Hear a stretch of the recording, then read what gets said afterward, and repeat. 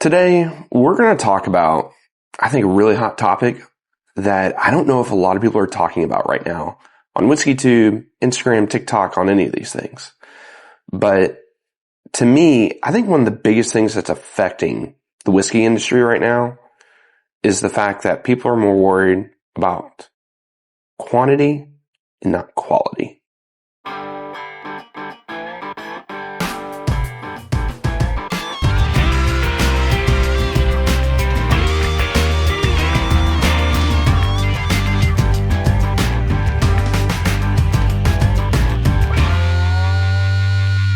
All right, welcome back. My name is Zach. Dave isn't with us today. He is actually still working on flood relief stuff. He has Easter weekend coming up at his church. He has a ton of stuff going on, so he wasn't able to make it. But we wanted to make sure we had content out for you this week. So one of the big things I've been talking about on this channel over the last probably 6 months to a year is this big quantity over quality, quality over quantity conversation that we're having in bourbon right now. And I feel like we're not even at the peak of what it is, but I feel like we're really starting to hit this wall with this conversation. So I kind of want to dig into that a little bit today. I don't want it to be a fight. I don't want it to be an argument. I just want an open conversation. With that being said, before we start, please check us out on Patreon, check us out on Instagram, check us out on TikTok, podcasts. We're pretty much everywhere at this point. We're still working on a couple things. We just launched a Discord for our Patreon members. So if you want to join over there, it's over on Patreon. It is a huge, growing environment for Bourbon Kingdom right now. It's pretty awesome. We're very excited about it. Working on some barrel picks. Literally, I wrote 2 emails about barrel picks this morning. So yeah, it's crazy, but it's fun and it's awesome. We're super excited about all of it. Anyway, so into the topic at hand. Let's go back. These two are really, well, not these two. We'll talk about these two here in a second. These 2 bottles have been what we have been talking a lot about this year in the sense of the argument for quality or quality over quantity. That's what we prefer. The quantity over quality argument is what kind of has been going on. And I'll just kind of break down my thoughts on that really quick. I love the idea of more bourbon getting out there. I love the idea of more people all around this country, all around the world, getting more opportunity to buy better and more sought after bourbon. Now, we can argue what that should be, what that shouldn't be. We should argue if this is a shelfer conversation or not. The reality is in bourbon, there's always going to be allocated bourbon, and it can be as simple as something like I pointed this out the other day to somebody because somebody couldn't find this. And all this is a Penelope wheated. And guys, in some states that's allocated right now and it doesn't sit on shelves. It sits on shelves for us around here. I don't think people think twice about it. I think there's a lot of places where that sits on shelves for you guys. But this argument of the, we want more bourbon out there. We want that. But at the same time, we want it, at no cost of sacrificing the quality of something, correct? So we're in this kind of weird state where, me personally, I'm a huge Stagg fan. I've been drinking on Stagg. That was the first kind of allocated bottle I ever really got. It was either that or Master's Keep. I can't actually really remember. But it was one of those 2 things to where I was like, wow, this is actually something hard to get, special, blah, blah, blah, blah, blah. And I've just loved Stagg. Stagg's my profile I love the punchiness. I love some of those dark fruit notes you get. And if you look in years past, not only on our channel, but on a bunch of other channels, a lot of other writers out there in the industry, Stagg Juniors, that's what they were called at the time, now Staggs, they would finish in top 10 for people. Some would even win. That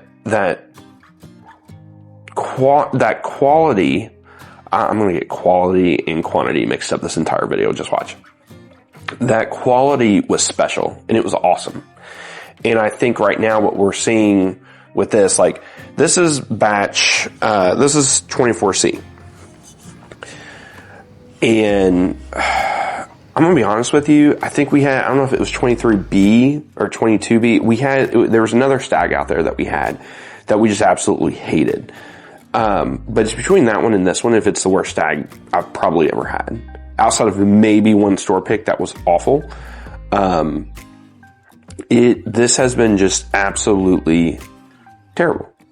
And I hate that. And and let me say this. All palates are different. There's been a bunch of you all write in the comment section that you all loved it on our video that we did for our review. And if I remember correctly, I'll put these reviews in our description so that way you can check them out. I get that everybody's palate's gonna be a little different, and I get where this could be right up your alley. With that being said, same thing with the Elijah Craig. This batch A, which I'm normally a fan of batch A's, to me wasn't great. And it's confusing and weird why they've went so down with the Elijah Craig. I can have an argument with the Stagg why I think it's went down. But the Elijah Craig stuff, I couldn't really figure out until I had a conversation with a buddy of mine about this, probably about 6 months ago. He brought up some really good points. I think we're just at this weird point in bourbon where brands are sitting there. We understand that there's a lot of brands that are struggling out there. And whenever I say they're struggling, they're still making money. They are still literally printing money. That's how well these are doing. They were riding this huge COVID high, and they're still trying to reach that high, that really high, if not, surpass that COVID high. And they're struggling. So one of the ways that these brands you've noticed have kind of figured stuff out is we'll do more allocated, we'll do bigger batches of allocated and stuff like that. Along with the Elijah Craig stuff, I think everybody can kind of find a store pick right now of Elijah Craig. Most people can. I get asked all the time my thoughts on Elijah Craig barrel picks, and especially around here locally. At one point in time, whenever these first started dropping, I remember picking a bunch of them up, and it just kept flooding and coming into the market where I was like, oh wow, this is going to be a thing. Like if this is like a wave of it, that's one thing. But the Elijah Craig barrel picks are going to be a thing, and they're going to be here to stay. And let me say this. I've never had a bad Elijah Craig barrel pick. They've all been super solid, if not really good. But I've kind of wondered this for a while. If the quality of some of the Elijah Craig barrel proof picks, like how they've been like really solid to really good, has taken away from the batching. Whenever we started sitting there, Dave and I were talking about this, and Elijah Craig barrel proof batch, 923 or 9C23, whatever. What I'm talking about. The C batch in 23. That was amazing. That was a top 10 whiskey. That was in a really good year of really great releases, and that thing held up really, really well. That's the kind of quality that I feel like we should expect from Elijah Craig barrel proof. I feel like the quality of where it can contend for a top 10 spot. There's been people in past years where like those early like 19, 20 batches, they were not only competing for whiskey of the year, some of them were winning people's whiskey of the year. And I get it. It's not necessarily my opinion that matters. It's not Fred Minnick's. It's not Bourbon Junkies. It's not Matt, Jason, whoever, right? Like, we love whiskey. We drink a lot of whiskey. But at the end of the day, your opinion's the one that actually matters. To me, I just feel like with this, we are some way, shape, or form sacrificing quality to get more quantity. And the biggest thing that I've noticed with that is with the Staggs. I'm going to bring this back really quick. Two things have happened with Staggs. With the barrel picks that have happened with it, which have been great. Honestly, guys, this is a Liquor Barn pick. This is actually, I think this is technically the highest rated hazmat, or maybe second highest rated hazmat that they've ever done. This is 146.6.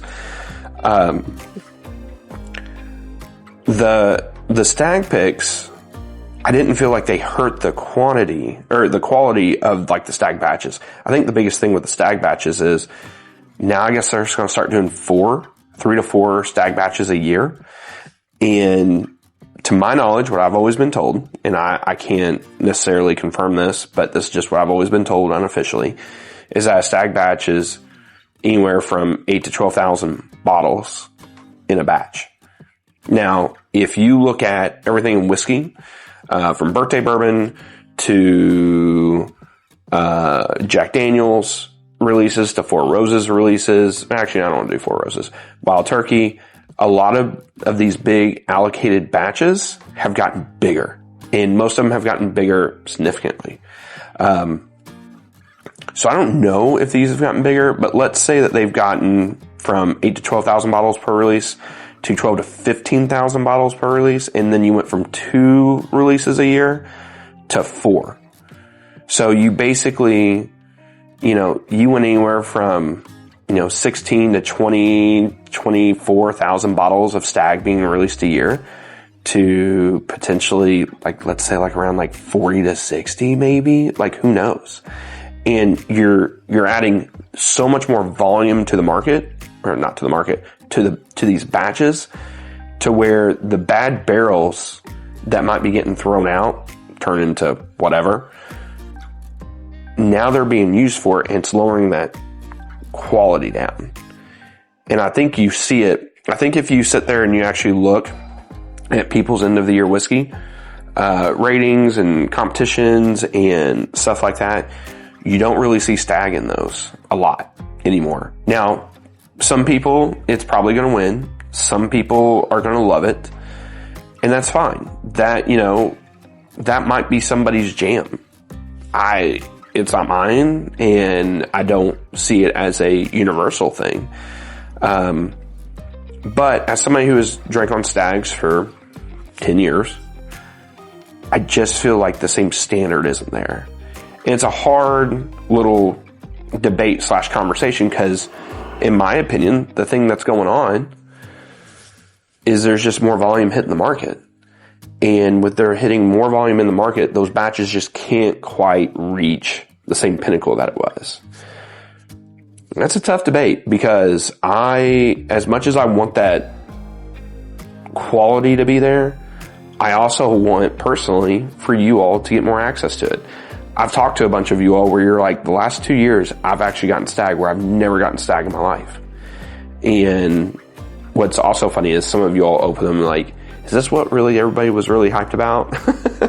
And I'm like, no, actually some of them were really special and really great. And so I don't know. Selfishly, I love the idea of quality over quantity, but to not be selfish, I also want everybody to have access to it. And the more I think about it, that C batch from 23, that thing nobody could find. You couldn't find it in Kentucky. You couldn't find it hardly anywhere. We all know it's tough to find. I feel like that was such a smaller batch than normal batches, but it was so dang special. It was so good. And I kind of feel like Heaven Hill was like, we're still going to show them that we can do it. And they blended that, and man, they married those barrels together in a beautiful way. And I don't have any proof of it. I just think that we're in the middle of that right now. And I think that there's going to be brands who can do it and get by. Heaven Hill and Buffalo Trace are arguably the two biggest, baddest boys on the block whenever it comes to making bourbon in the state of Kentucky. They can do wrong for an entire year, for probably years, and not even be hurt by it. So they're going to be fine.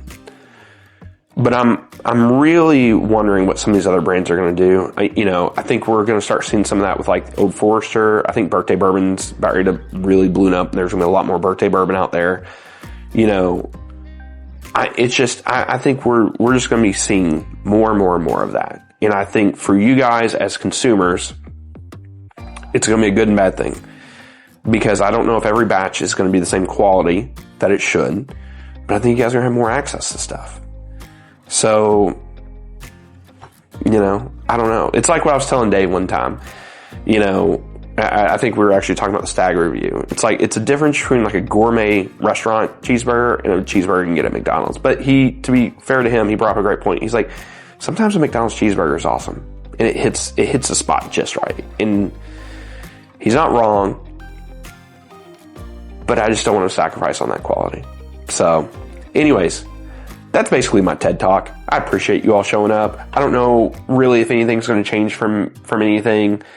But I wanted you all to be aware of thoughts and concerns, and I want to hear your all's thoughts and concerns, because I think it's a good, healthy debate. Do you want the quality? Do you want the quantity?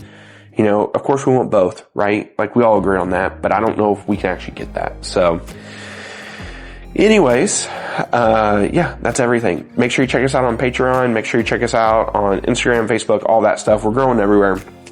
So, but anyways, until next time, we'll see you.